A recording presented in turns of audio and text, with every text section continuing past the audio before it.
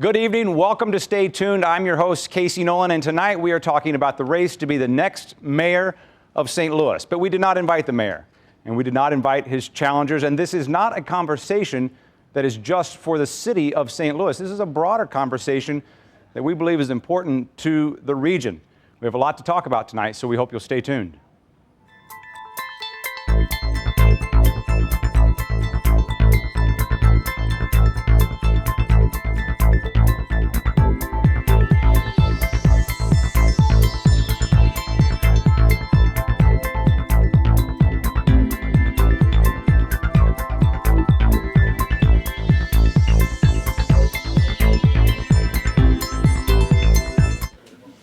No mayor in St. Louis history has done what Francis Slay wants to do, get elected to a fourth four-year term. To do that, he will need to outpoll former Alderman Jimmy Matthews and board president Lewis Reed in the March 5th Democratic primary. St. Louis has had three other three-term mayors. Henry Keel did it in the teens and 20s. Vince Schamel in the 80s and 90s. Schamel then ran for governor, but lost in the primary. Raymond Tucker served 3 terms as mayor in the 50s and 60s and did try for a 4th term in 65, but he was defeated by Alfonso Cervantes. 2 things work against long-term mayors. While they build a lot of support over the years, they also build a lot of opposition. Then there's just the fact that they've been there a long time. At a candidates forum at St. Louis Public Radio earlier this month, moderator Don Marsh opened with that particular issue. Can a case be made that after 3 terms, seeking an unprecedented 4th term, that it's time for a fresh set of eyes on the city's problems? Having the experience, the time, and the great team that we put together, the partnerships that we've built, and we've been able to establish that we have really tackled some of the most difficult problems cities can face over these years. We need vision, and these 2 gentlemen here citing what they're doing somewhere else.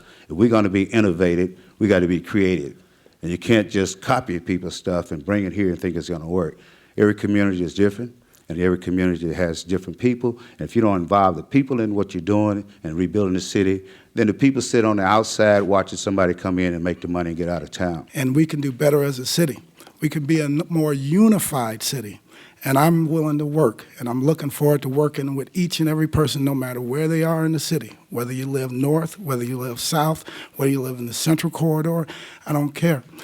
We are going to rebuild our city. We're going to rebuild our city as one, and we're going to be a stronger, safer, more unified St. Louis at the end. So thank you.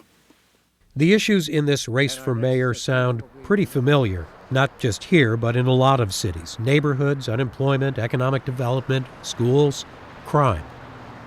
These things are real and they're serious, and I'm hoping and praying one day that my opponent takes them as serious as they are. Sure, we have a lot of work to do. We have a lot of challenges, but we've made a lot of progress. St. Louis has what's called a weak mayor system. That means mayors here are not handed a lot of power. They have to build it and figure out how to use it. For Stay Tuned, this is Jim Kircher. I'm joined back in the studio now with Lana Stein from the University of Missouri St. Louis. And Lana, as we were sitting here watching the package, said to me, you know, Mr. Tucker only won by 1,000 votes twice. She knows the intimate details of St. Louis politics, so we appreciate you being here to start this conversation off tonight. Something Jim mentioned, Jim Kircher there from the 9 Network in that opening piece, the term weak mayor came up. Talk to us, what does weak mayor mean? How is our government set up? Well, let me just start by saying that government is fragmented at all levels in the United States. There's always a separation between the executive and the legislative, which makes it less powerful than it would be in a parliamentary system. But when you go to the local level, a weak mayor, St. Louis is a weak mayor because he shares contractual and budget authority with the comptroller and the president of the Board of Aldermen on the Board of Estimate and Apportionment, which most mayors have that power. In addition, the mayor has been unable to control the police department since 1861, but will apparently get that power in July. The mayor also has no control over the school system. So what can he do? What would some mayors be able to do that he can't, and what can he do? Well, you have to be a persuader. You have to be able to get people on board to support the policies that you wish to have, to get them enacted and implemented well. You also have to try there's a book by Buzz Bissinger called A Prayer for the City about Mayor Ed Rendell in Philadelphia. And he was the great seller of the city. And he sold it not only to people in the suburbs, people elsewhere in the United States, but he sold it to Philadelphians so they could be proud of and care about their city and know what was happening. And they developed various ideas to keep selling the city, like Wednesday would be dining out night in Philadelphia. Speaking of books, you have several yourself. Here's one right here. You have quite the extensive body of work on specifically politics in St. Louis. Tell us what else you've learned about the office of mayor that is important. Well, first of all, St. Louis is a machine-style politics city. And many of the rituals associated with machine politics are still practiced, at least in form, even though they have very little meaning, not the meaning that they had 50 years ago. But because of that, there are 28 ward organizations that a mayor has to relate with and deal with. It also means that the mayor forms alliances with various people. For example, when Mayor Shamo was mayor, he was very closely allied with Joe Rohde. And that alliance stood for 30, 40 years. Something we talked about in the open there that we are going to talk a lot more about tonight, this being an election that is important beyond the city limits. Absolutely. Why? Well, because when you go away, you travel. People don't, you say I'm from Creve Coeur, or I'm from Baldwin, or I'm from Normandy. That doesn't mean anything. People say I'm from St. Louis. And the image that St. Louis has, and whether it can continue to come back, that matters to the whole region. I tell you, I'm from Detroit, so I know the effect of a decayed central city on an area. Thank you very much for your time. We appreciate you being here. And we're going to go over to Ed Reggie now, and Ed is going to tell us about how we have not only a lot of folks in studio here, but how we need your help for tonight's show as well. Ed? Thanks, Casey. Well, we actually posted a question on our Facebook page tonight, earlier today, and we want you to go on to our Facebook page, The 9 Network, and we want you to also use Twitter. Use the hashtag StayTunedSTL, and we are also doing something for a first here at Stay Tuned. We have a watch party at the Royale right there in South St. Louis off of Kings Highway in Arsenal, and we have some very important different Twitter accounts that you could follow throughout the night. So what are the important issues to you? And why is the St. Louis mayoral election important to this region? That's what we want to hear from you tonight. And let's hear what you're already saying.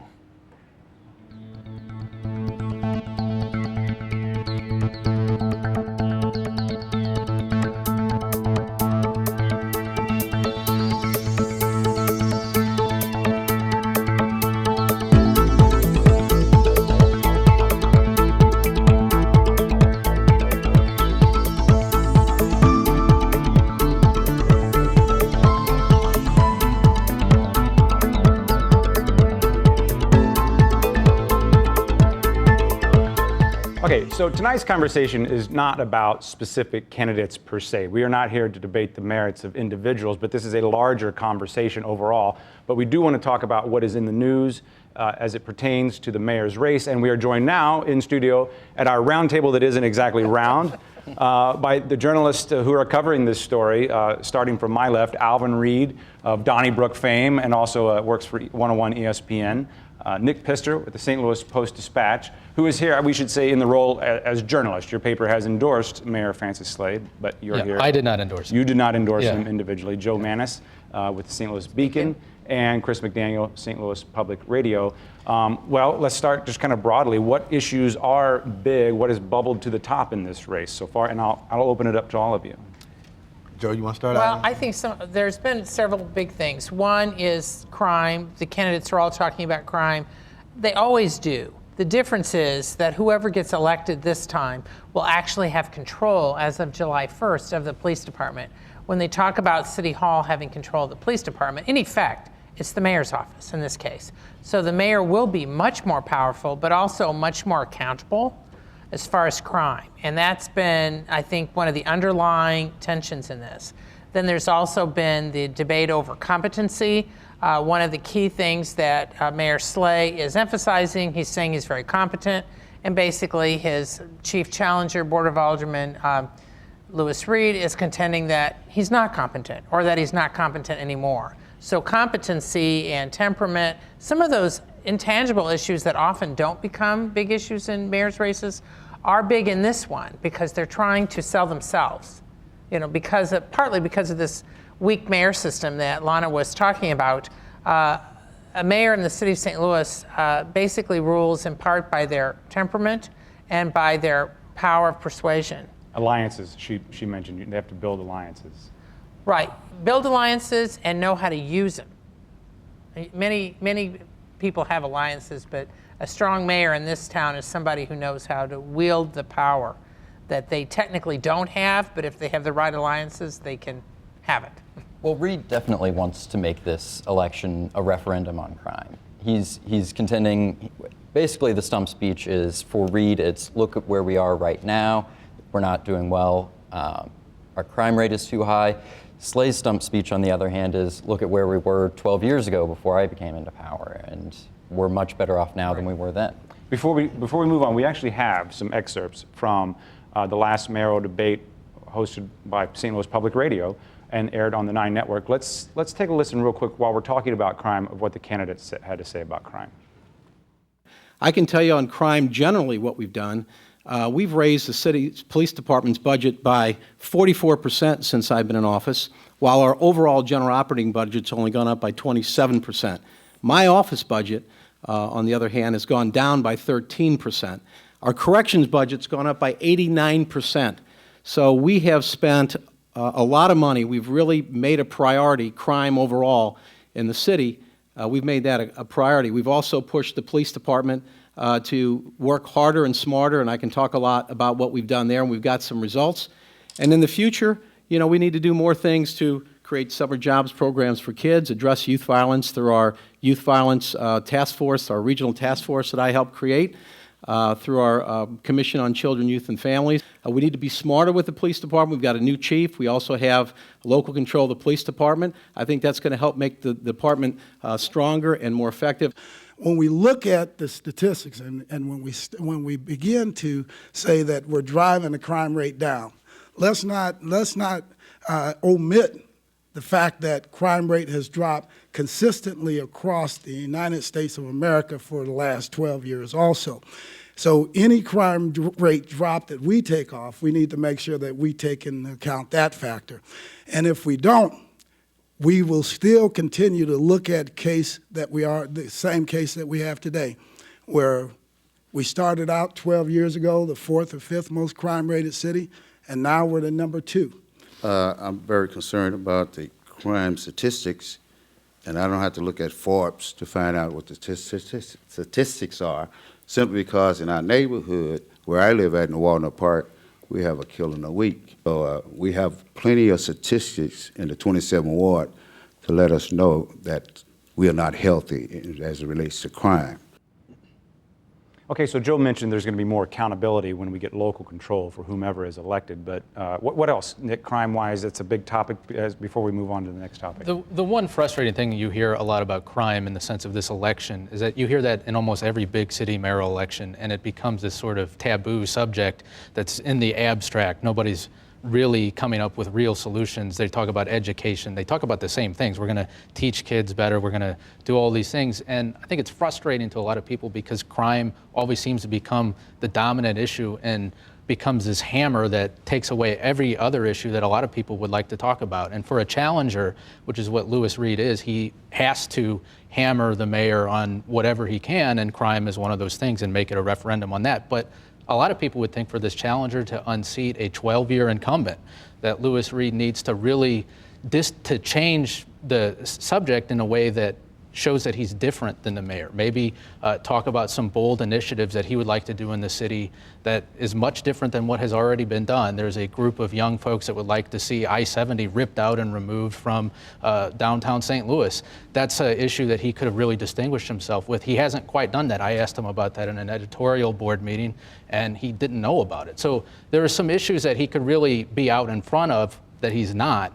And that's, I think, one of the things that's holding him back from being that real challenger that's going to pick up the momentum to win this, because I think he is the type of candidate that can get in striking distance of Reed, of Slay. One thing that people should remember is that Louis Reed is Slay's first real credible challenger that he's had since he ran for office the first time. He's raised more money than any other challenger that he's had since Clarence Harmon, and he is the sitting Board of Aldermen president, and that has some real power. As we talked about, Neil, go ahead. Well, I was just going to say that Louis Reed is a product of the system because he, was an alderman and became president of the Board of Aldermen. A race, by the way, he wasn't supposed to win against Jim Shrewsbury, and he did win. Surprised a lot of people.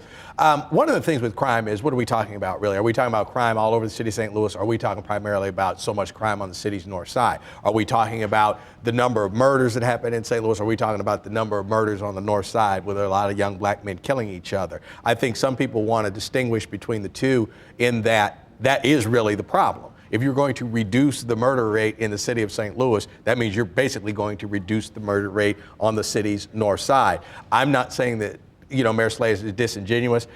What's going to happen after this election is over, obviously, if he wins? Does this continue? Hotspot policing and things like that. That's great.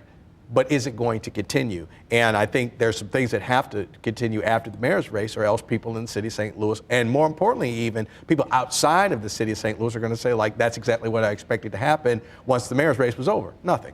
Before we go broader, is this a good time to ask what role race plays in this election? Or has it? It's an odd situation in this contest. In fact, I would argue this is probably the first mayoral contest where it hasn't been underlying black-white. The reason being that you've got Congressman Lacy Clay, who's arguably the most prominent African-American, and St. Louis County Executive Charlie Dooley, who's also African-American. Both of them have endorsed the mayor, as has Jamila Nasheed, who's the newly elected state senator. So you've got three prominent African-American figures who are with the mayor, not with Reed. And on the other hand, you have some people who are white politicians, either overtly or covertly are close to Reed. So it's not what you would think normally. I mean, I think it's a very atypical race that way, and in some ways shows how things have progressed in that you have people of both races on both sides. Agreed. I think it is still an elephant kind of in the room. I also think, well, let's go through them. With Charlie Dooley, he's been working with Mayor Slay for a long time. I think, maybe the known is better than the unknown as far as the county and the city relationship. I think Lacy Clay's endorsement is more of a shot across the bow of any other black politician that dares cross him and endorse somebody else when he wants to run for his seat every 2 years, I guess, in the 1st Congressional District. I really don't think that's all that much support for Slay. And Nick, in your story, you asked him, and he said, I probably would have not endorsed any candidate if Louis Reed had not endorsed Russ Carnahan. Well, what kind of endorsement is that? That is not a ringing endorsement. Right, exactly. I would have said it out if he hadn't, endorsed Russ Carnahan. What is that exactly? So I think that was more Clay protecting his own turf than actually standing up for Lacy. For Mayor Slay. Okay, you're touching on a little bit by bringing up Charlie Dooley and other folks around the region. What does this race, in your mind, mean to the region, or does it mean anything? Go ahead. I think it's important in the sense that the mayor sets the agenda in many ways for the region as a whole, and that I talked to Todd Swanstrom, who's a professor and urbanologist at UMSL, and he was talking about how he feels St. Louis is really on the cusp, the city, of being great, and there are storm clouds on the horizon in St. Louis County where you're seeing some shifts in crime and things like that. But the city has been doing some things right. You've been seeing some development in new neighborhoods, whether it's Old North or whether it's Benton Park or places that have started to come alive. And the question in the future is going to be, how do you make that a cohesive city? How do you combine all these neighborhoods that have seen a lot of revitalization? And that's where St. Louis kind of is, because you've seen the heartbeat sort of come back a little bit in the city, particularly downtown and a lot of other places. But the question is, how do you keep it going? And that's the conversation that we haven't really seen in this race. We're still talking about crime, or we're talking about water quality, we're talking about things like that. But you don't see development being an issue hardly at all, and that's what matters to the region more than anything. Crime crime obviously has a big impact if people think the city isn't safe, but there are a lot of other things that go into it as well. Yeah, it is kind of interesting that with downtown, there's a lot of stuff that's been going on Washington Avenue the last few years, that a debate over what's good or what's not good about downtown development and where to go next, and the same with the neighborhoods, that hasn't really happened in this contest. And when you look at downtown, for example, we had St. Louis Center, which was a big deal in the 1980s when it opened. It turned out to have been a mistake. And that one, not Union Station perhaps, but St. Louis Center, it was the wrong kind of development for downtown, and they're trying to change it. But the point is that those kind of issues aren't being discussed. No. They're talking about crime rather than what kind of development do we want, and because the downtown St. Louis, like it or not, is the marquee area for the region. And whether people come downtown or not, that's still the first thing people see, the arch of the whole bit.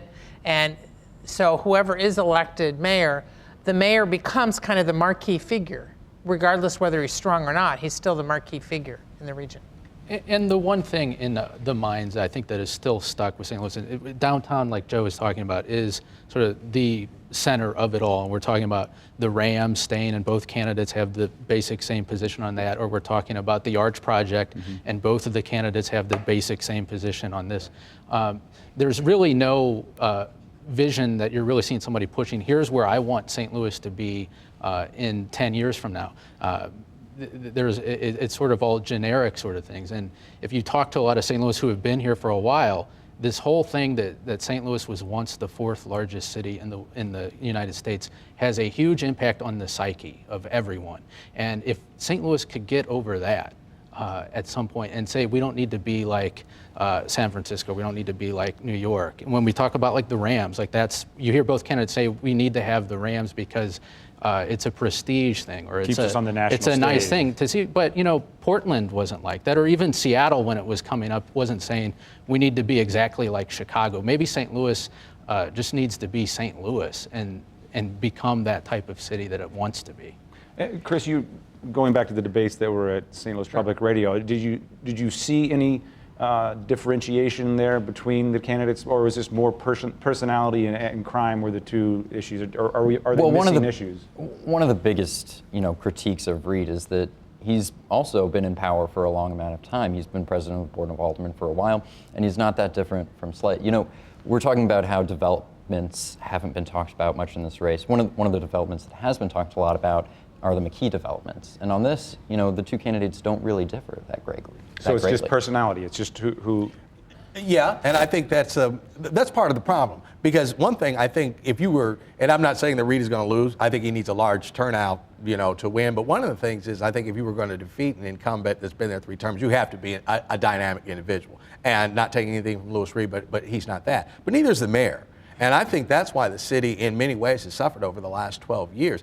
It is just not if you talk to the president of the Board of Aldermen, the mayor, the comptroller, most of the aldermen, they are not dynamic people. They are interested in their wards, they are interested in their office, they are interested in taking care of the people that have taken care of them. And it just needs somebody to just break out. And Nick, you're right. I mean, I think one thing I'd say, like, if it were me, I'd say, like, okay, look, we're going to quit arguing about mass transit. We're going to get this together. We're going to get people from all over the county to be able to get all over this region easily. Now, I don't know how we're going to do it, but we're going to do it, okay? We're just not quit arguing about it and all that, and just pick something and do it. And we never get around to doing that because we argue about little things all throughout the region. And while there's this now, there's talk of merging in the city and the county and all that, and they've merged the economic development quotient, and I find it interesting that where's that office at? It's in Clayton. It's not in the city of St. Louis, but the city of St. Louis and downtown is supposed to be the most important engine, and on and on and on. But yet this office is in Clayton for some reason. I think a lot of things have to happen before you can start having that conversation, because quite frankly, the county doesn't want any part of that conversation, no matter what Charlie Dooley said. Real quick, in 2 seconds, based on early ballots, low turnout? You mentioned turnout. I would say probably somewhat low. And here's the key thing. If it's a low turnout, and because there's no Republicans running for mayor and virtually for no other offices, if the Republicans turn out, which they often do, in the and Democratic vote primary. in the Democratic primary for mayor, which they have done for the last eons, but especially the last 20 years, that can have a major impact. And the conventional wisdom is that if the Republicans turn out, they'll be turning out for Slay. And they will. I mean, during the presidential election, the precincts that the Republican has won are those that vote heavily for Francis Slay. Thank you all for your time. We appreciate you being here. We're going to go to social media now because we want to hear your voice in tonight's show.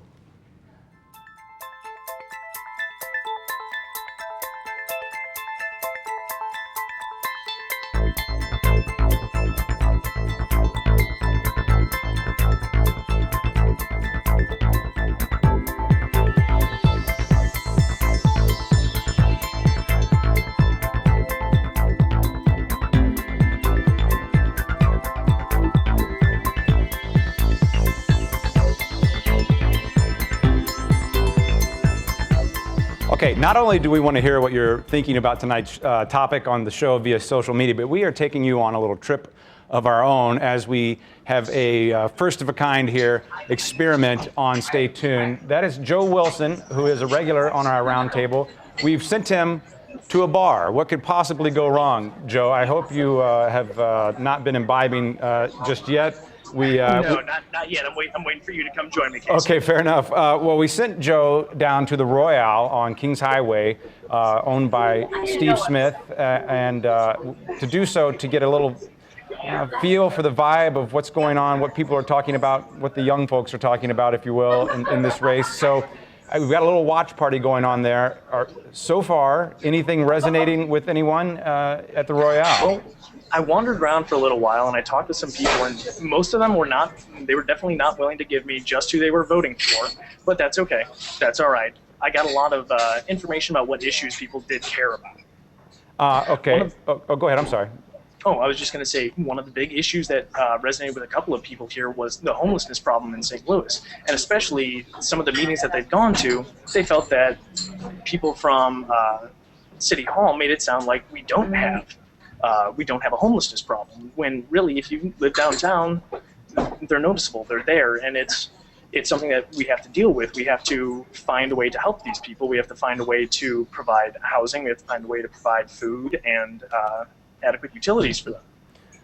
But of course, people from City Hall, which they were very disappointed about, made it sound like there wasn't an issue.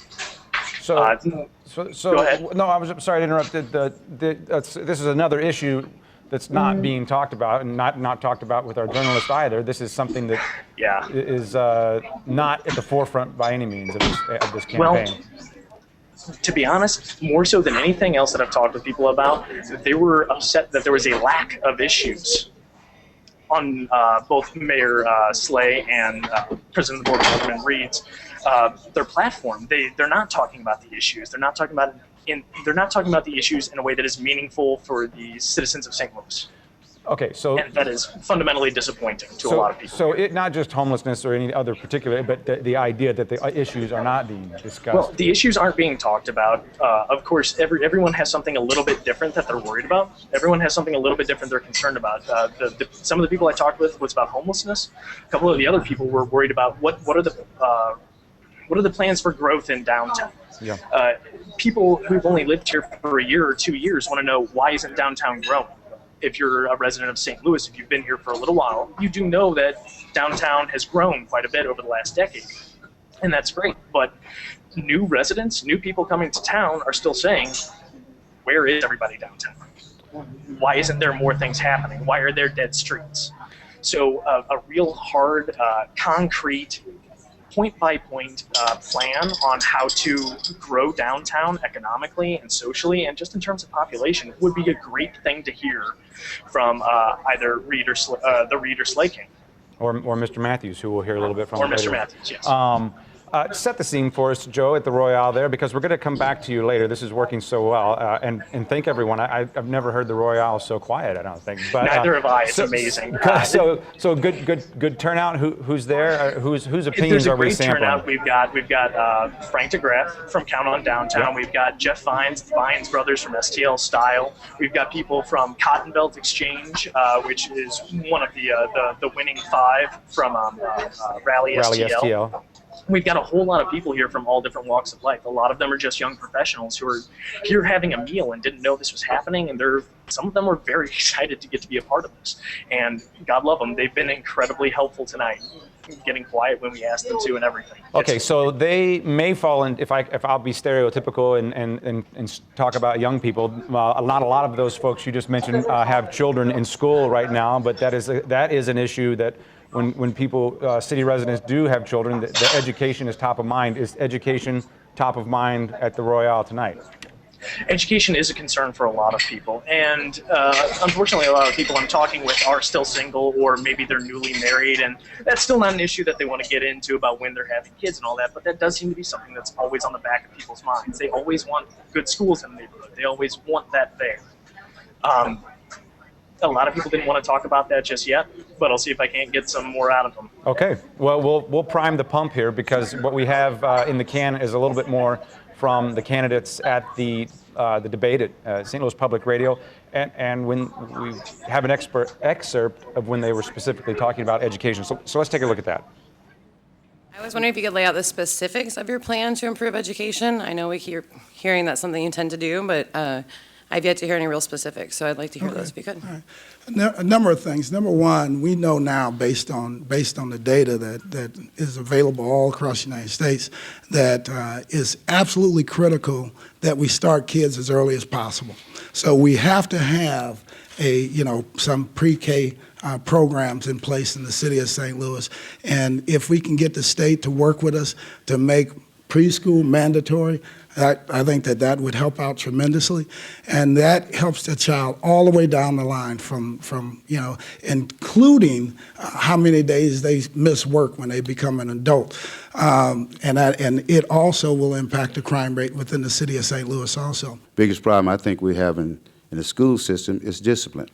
I don't think there's a real discipline strategy for our students.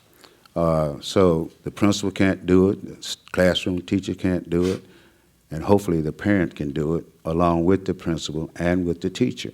So you have to have the parent involvement, and I think they're not involved to a degree where if their voice is heard or they have a place to talk to someone that listens that's in the school system, such as the persons over the school system, if the parents had authority to see that a teacher is fired, or administrator is moved, or the administrator that runs the whole system.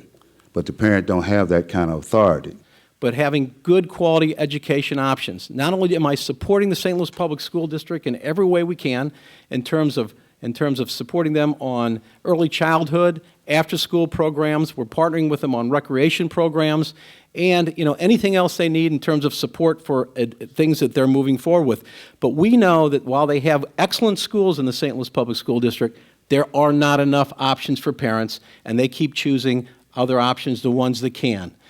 Children who have the least amount of options and the least opportunities are the ones that need quality education the most. And that's why I'm also working with others to support quality free public charter schools in the city of St. Louis. We're banking everything on charter schools. And if we continue to bank everything on charter schools, we will continue to lose population, and this is why. Before someone will begin to explore other educational options, they have to have a comfort level that the base education system is a stable and solvent system.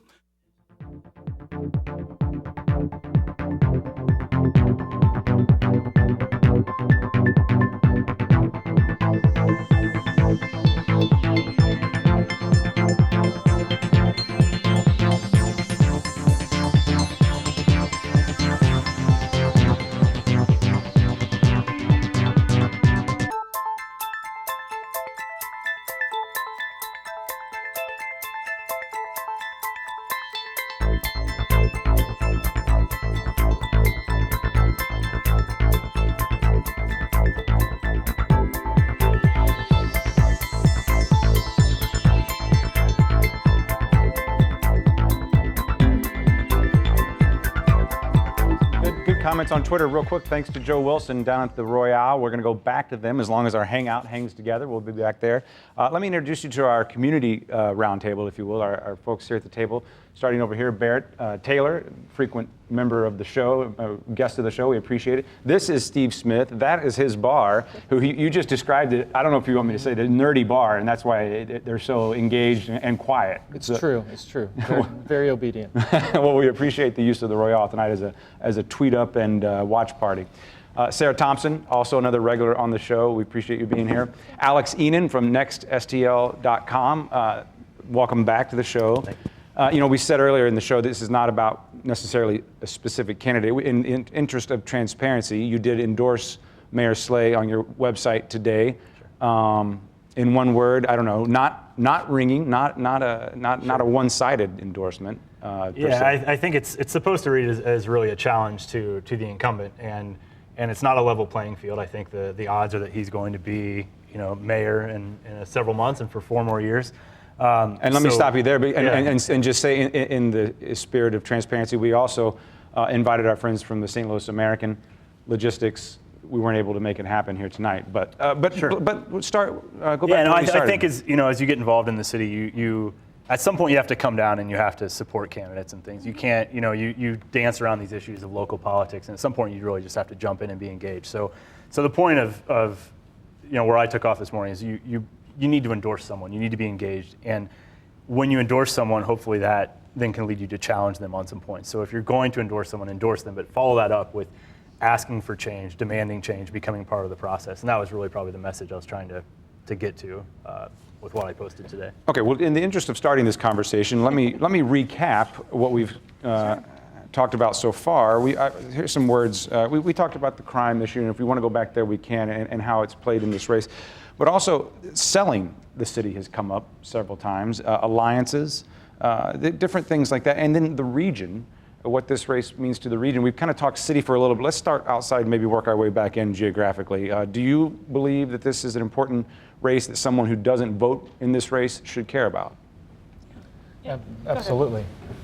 Well, this is an opportunity for people to really find out more about the city of St. Louis and why we are relevant in this. I mean, when people, as Lana said earlier, when you say where you're from, you don't say I'm from Normandy, you say you're from St. Louis.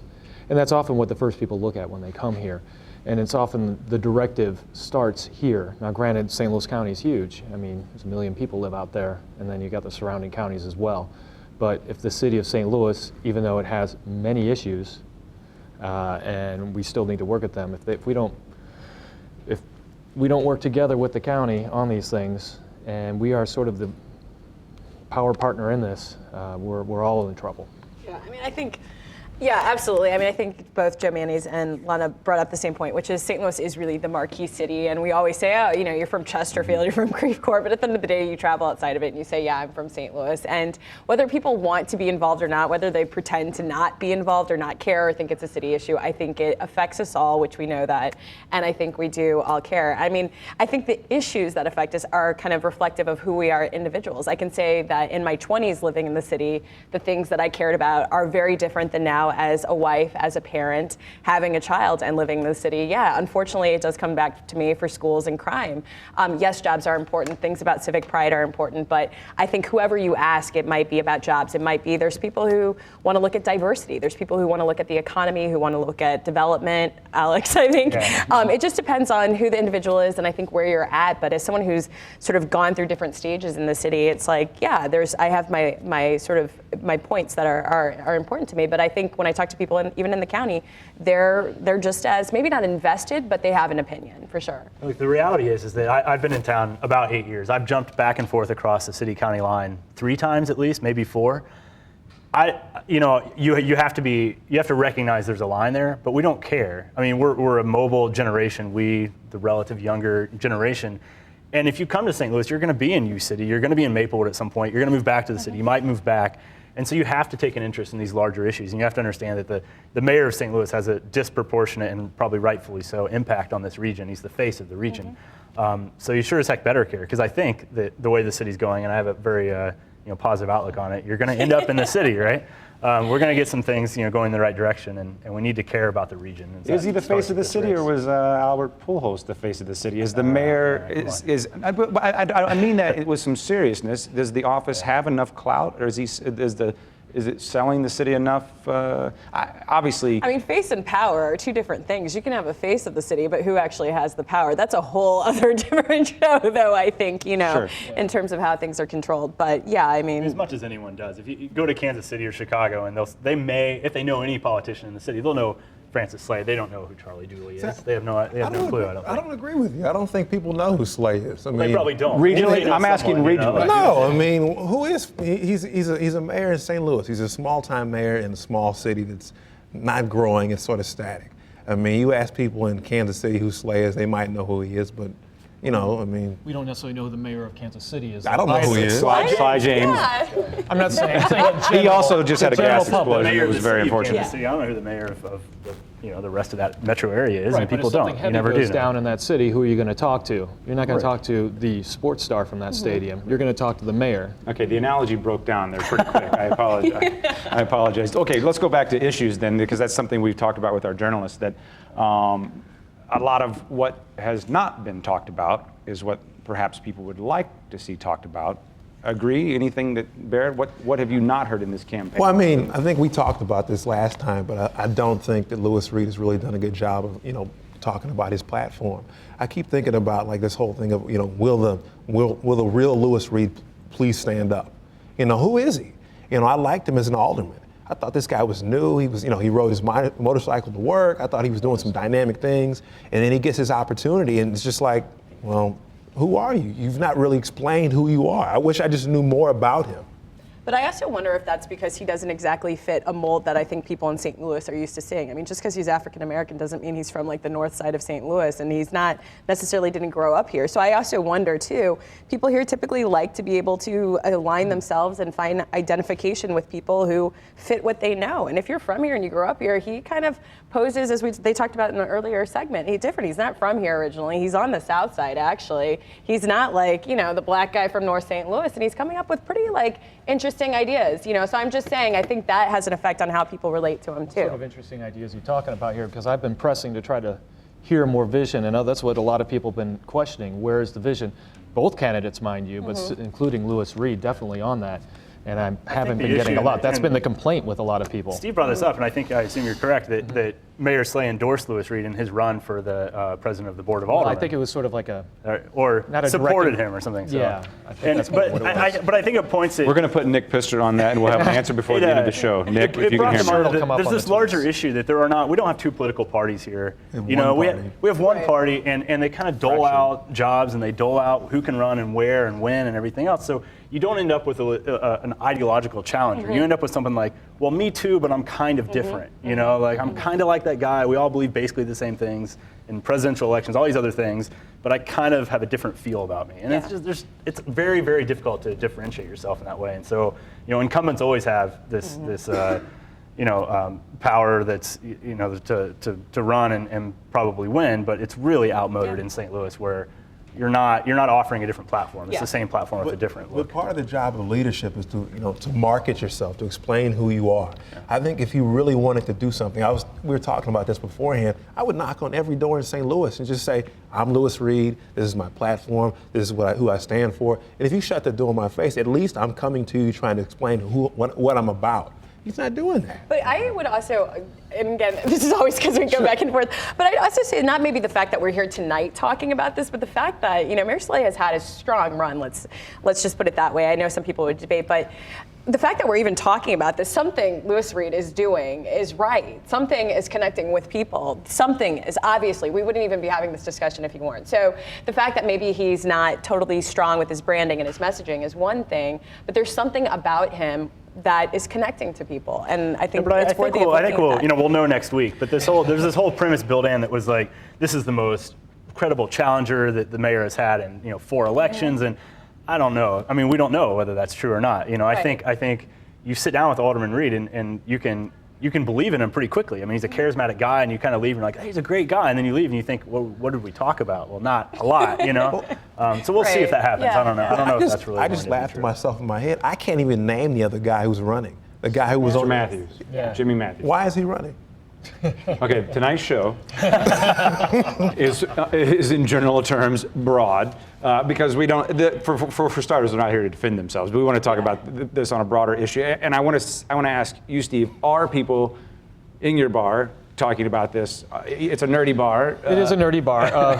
For the ones that care to talk about it, and not everybody is, but there are definitely a contingent. There are some young people who are fervently for Lewis Reed and also Francis Slay, but I would say the majority, sadly, are not particularly inspired. And this is, again, a kind of a nerdy bar. About the race overall. Yeah, they're not particularly happy with either candidate. We know what we've had with Francis Slay, and a lot of people have a lot of legitimate issues with the administration, how things have gone down. But in that, there should be an opportunity for a challenger, and it hasn't seemed to have hit with enough people, at least the ones I've come across, and I've gone across town too, talking to folks about it, not just on the south side, but and it hasn't been hasn't caught on fire, which this is the perfect opportunity for that to happen. So, and I think what we're kind of leading in there too, you're referencing kind of a younger voter as well. What are younger voters engaged in this campaign, in this election, and what's at stake for younger voters? I mean, I think Alex brought up a good point about, since there's not a lot of huge, like with a national election in terms of ideology, I just think you're going to lose folks who aren't going to find the sort of controversy, because at the end of the day, the platform isn't, I mean, it's not drastic. It's not these huge philosophical, ideological contrasts. So I think you lose a good deal of people, and then you're just getting people who are personally concerned about safety, jobs. That's where crime, and not just crime as it relates to the Central West End, but crime, there are people who are involved in crime as it relates to other parts of St. Louis too. But yeah, I do think you lose a lot of people when you don't have that huge ideology, just because that tracks so many people. If you're talking about guns, we also set it up because we do these primaries for no reason in this city, and frankly, it serves the status quo. The candidates are very happy to be fighting over 20,000 votes. They don't want to fight over 80,000 votes. I mean, so the winner is next week, and then there's a general that no one cares about. So you're asking young people to care about an election on a random day, the first week of March, when nothing else is happening politically. I mean, it's built into the system, and those who are running the system are very happy with it that way. So part of what we need to do is change that. That's very much true. I mean, for many years at St. Louis University, they didn't even have a polling place for the people until they realized that Barack Obama was going to become president and that they could actually use those votes, because they're afraid that young people might vote them out of office. But it doesn't really serve them very well when they can serve just a very small constituency, which is what you see happen on the aldermanic level, which you see a lot of abuses happen. Well, so I want to go back to what's at stake, though, because you kind of touched on this in what you wrote today. Is there something at stake for the next generation?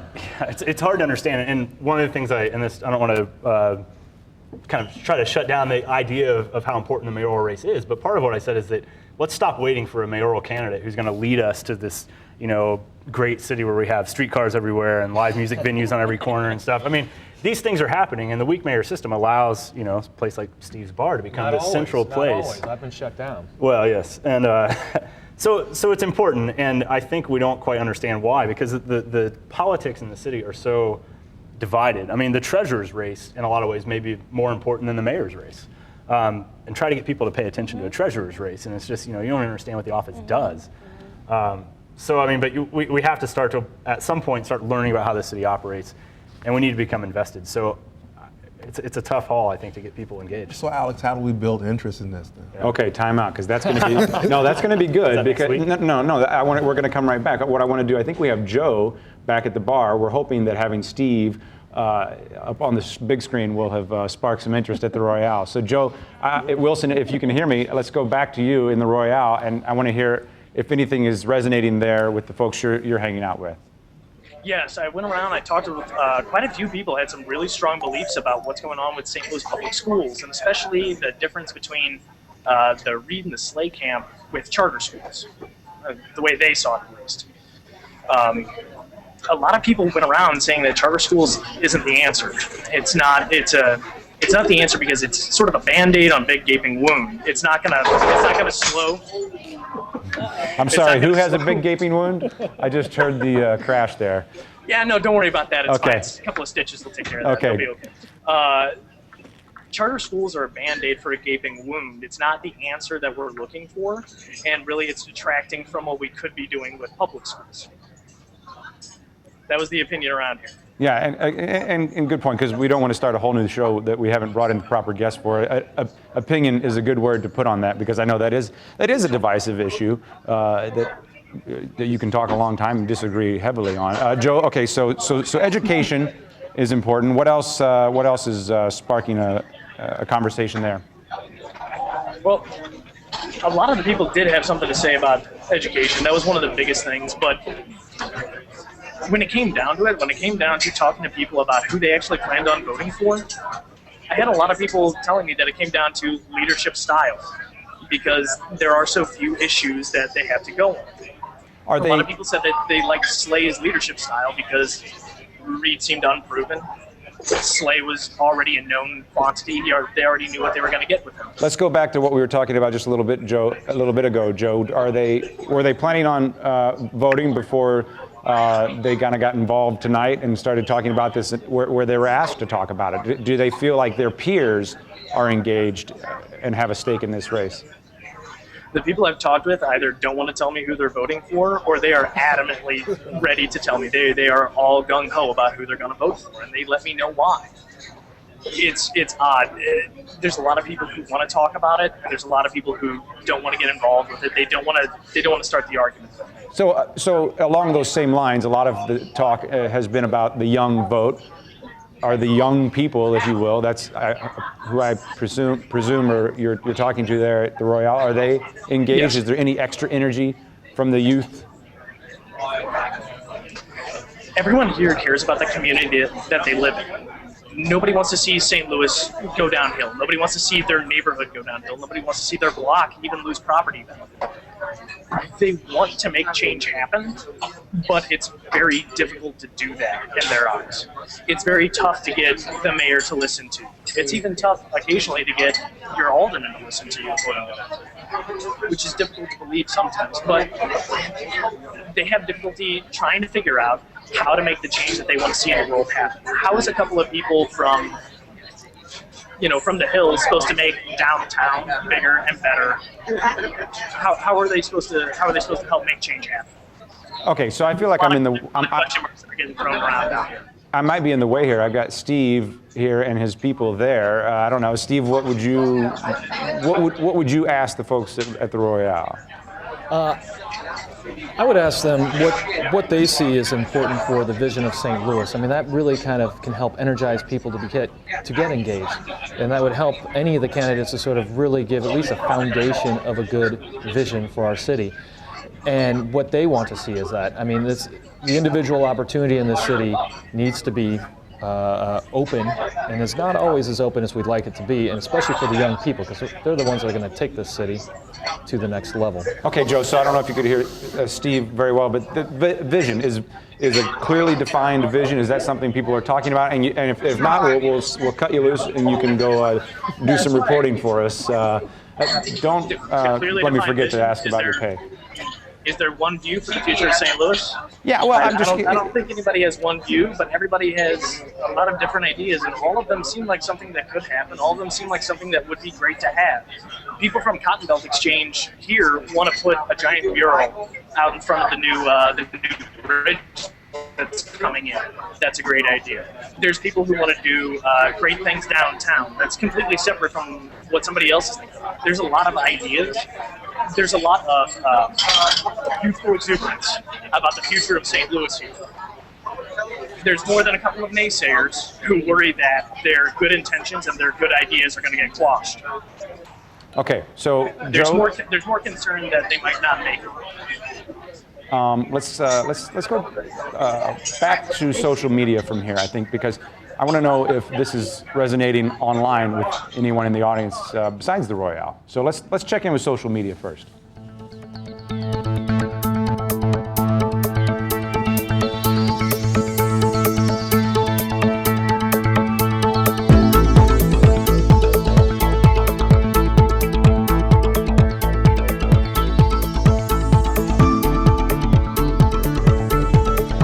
Well, the conversation is definitely happening on Twitter. We're trending actually on Twitter right now. And we want you to continue watching actually online. We have a convenient way to do that. Go to 9net.org/stay tuned.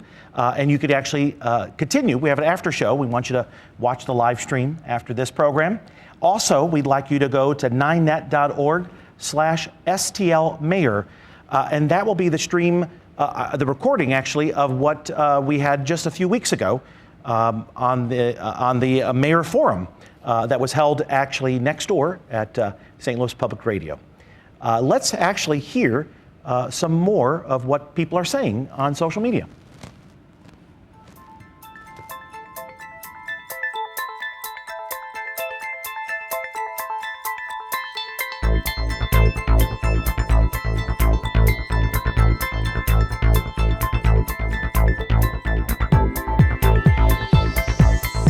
Time flies when you're having fun. We have to wrap it up. So for Ed Reggie, I'm Casey Nolan. Thanks for watching, but stay with us online. We've got a lot more to discuss, and we have an answer we promised from our journalist.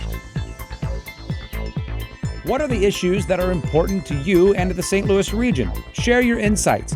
We want your ideas for a future episode of Stay Tuned. Call 314-512-9009 or email us at staytuned@ketc.org. Would you like to be a live audience member on Stay Tuned? Email us at audience@ketc.org. And you can always connect with Stay Tuned on Facebook and Twitter.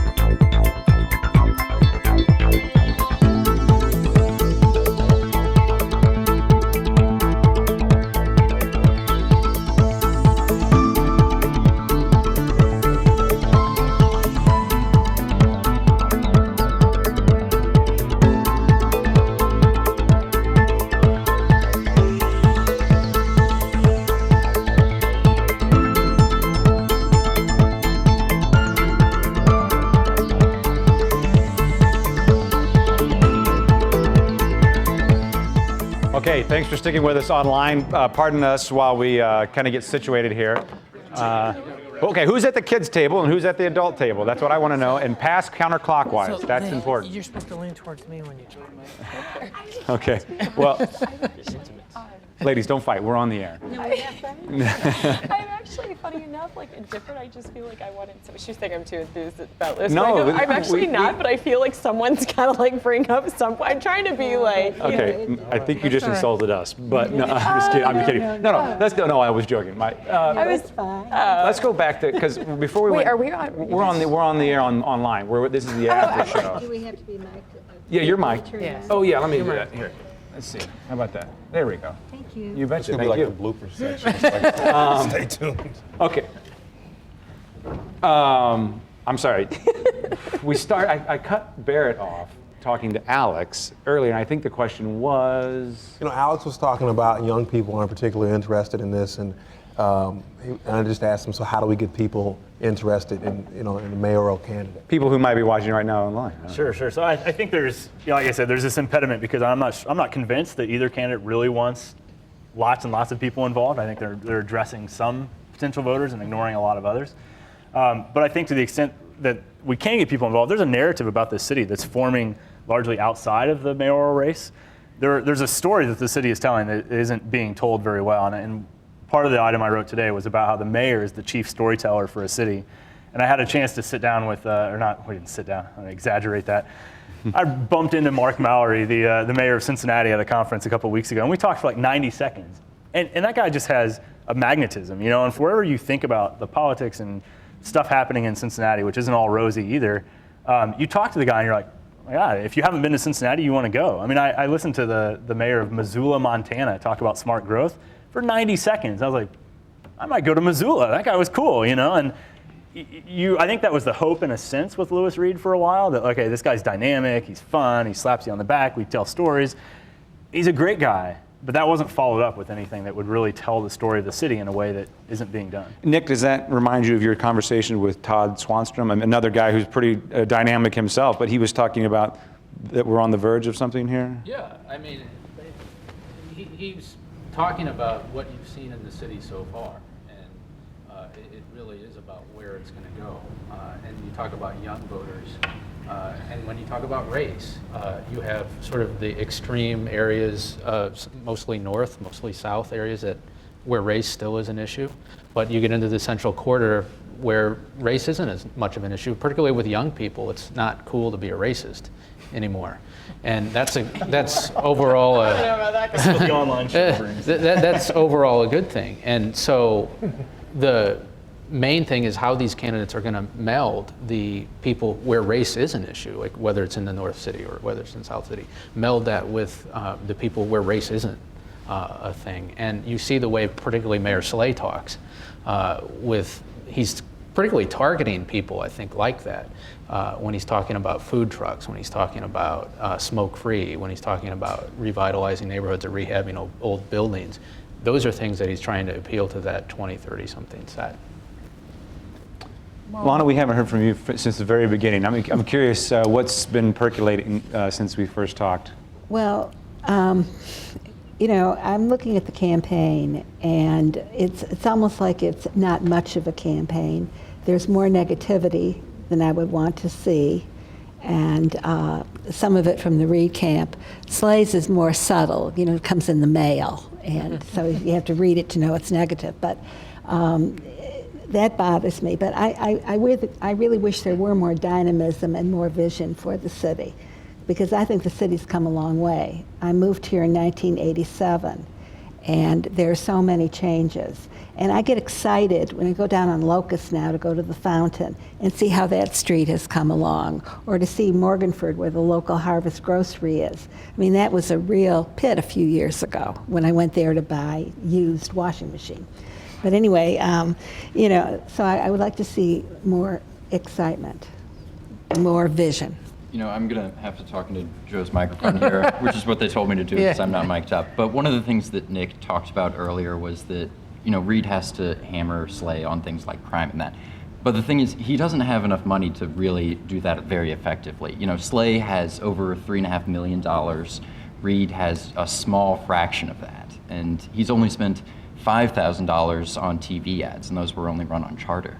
So as far as getting his message out, it's not going to be easy for him. Well, and one of the tough things, I think, for Reed was, for example, he was attacking the mayor over some of the donors that he's gotten who also do business with the city.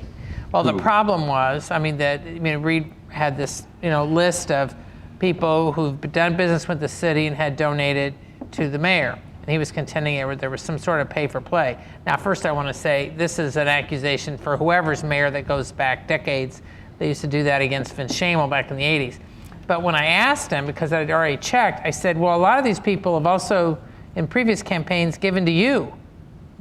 So, and while you've been Board of Aldermen president, he said, well, the difference is I don't have an involvement in the policy like the mayor's did. But my point being that when you have an accusation like that, and then if there are people who've also given to you, in fact, one of my best interviews I talked to the head of Kwame Corporation, and because they had given previously to Reed, and the chief executive said, well, I hope Reed has saved some of that money because he's not getting a dime more from me because he was mad at being on this list, of implying that there was some connection between his business with the city and Slay. The point I'm getting at was when you attack a mayor, especially an incumbent, you've got to make sure that it's a clear line. If it gets fuzzy, or, well, these are also some of your old donors, then it becomes more complicated for you to make your case, because people are like, well, what was that about? It gets back to the fact that they're the same. They're from the same Right. party and the same donors and the same political history, and Well, it's a low risk election. About Reid when he ran 6 years ago.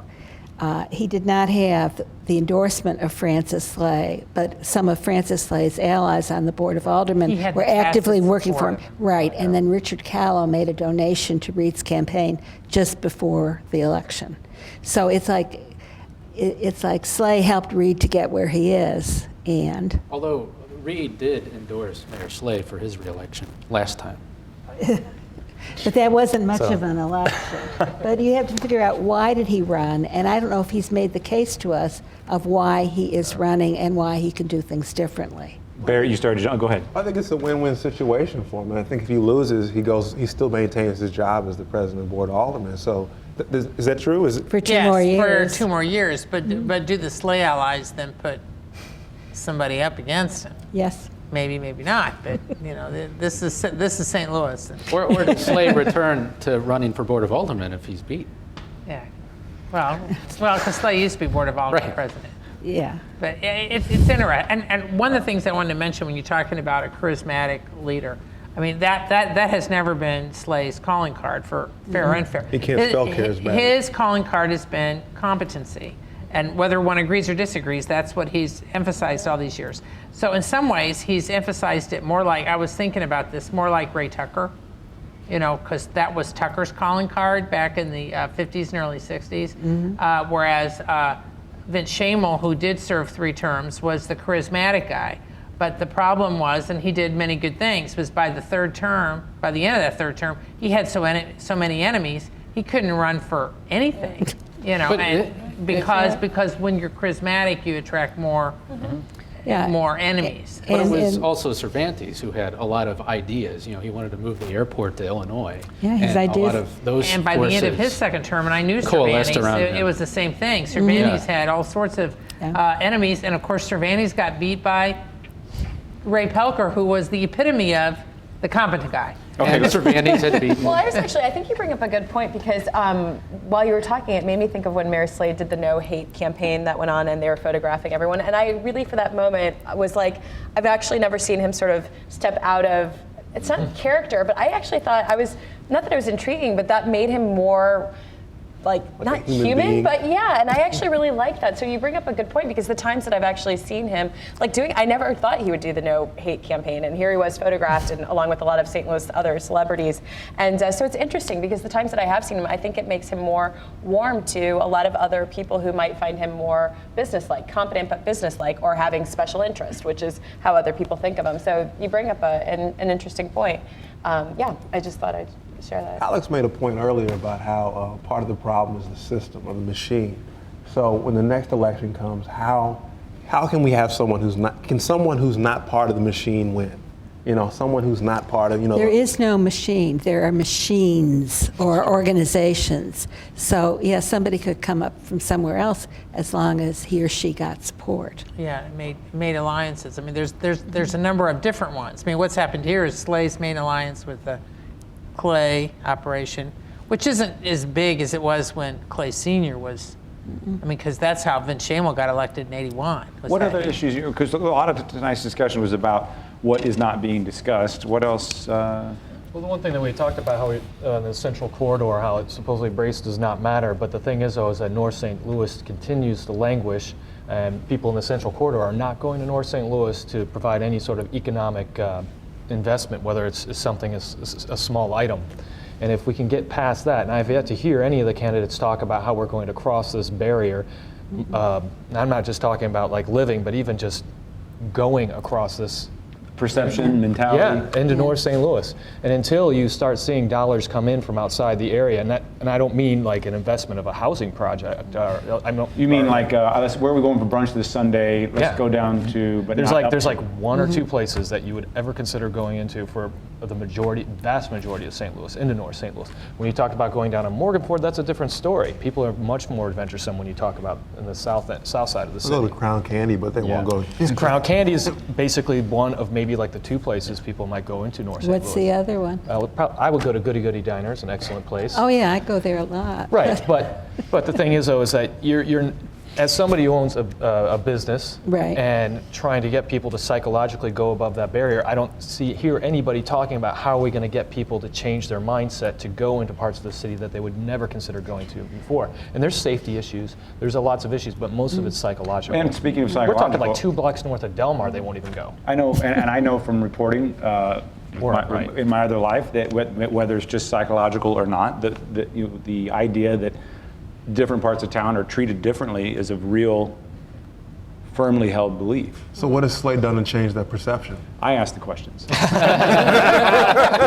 was going to say though, to some of those, there's programs like Better Family Life has, they do the Put Down the Pistols programs, and you're bringing up something interesting because, frankly, no one's really jumped on board to actually support those that much. I mean, Alderman French has, and he's not running for mayor, but yes, he is. Well, for this election, but I'm saying, so to cross that barrier, there's some programs that need support for people to feel comfortable. There's small businesses that need to have some support too, because I can assure you as a small business person, it would not be an easy feat to open up anything in North St. Louis. So look, I think There'd be a lot the thing we miss though, because a lot of us don't go to North St. Louis, well, when you do venture up there, you see the North Sarah project, you see Arlington Grove, you see cool stuff. There are cool things happening up there, but these things take time, and I think people can easily get frustrated and kind of say, oh, what has the mayor done in 4 years? Wow. We're a city that's lost 600,000 people.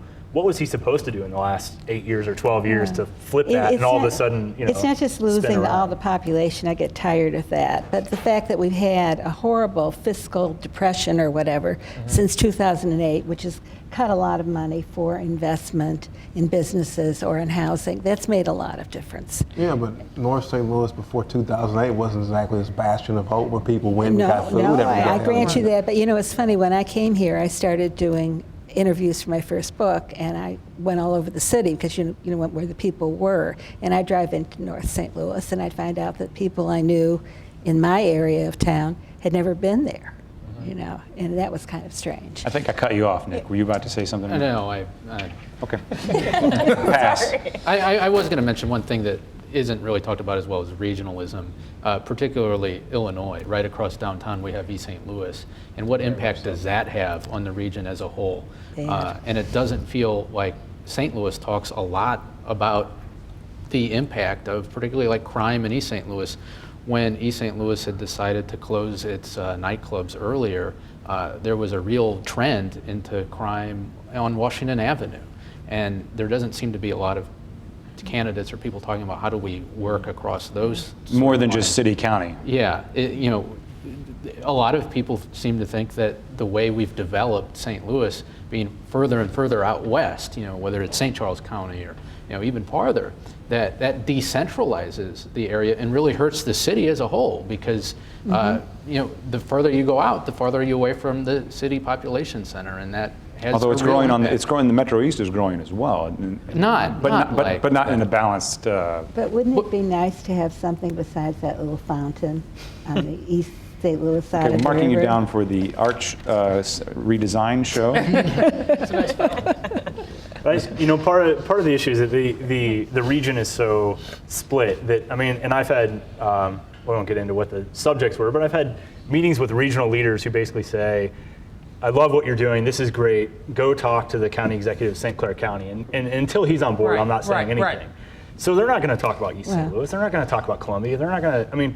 We just saw a $112 million Poplar Street Bridge project, where they're literally sliding the bridge over 10 feet and adding a lane. Why? Because 3% of the traffic on that bridge comes from St. Clair County. And that's a tease. Is Mayor Slay going to jump up and yell about that? No way. All right. Well, I thought you were going to give us a nice tidy bow, but that's open, wide open. That leave a cliffhanger, if you will, there. That's a good one. A vote, and let's go to the Royale.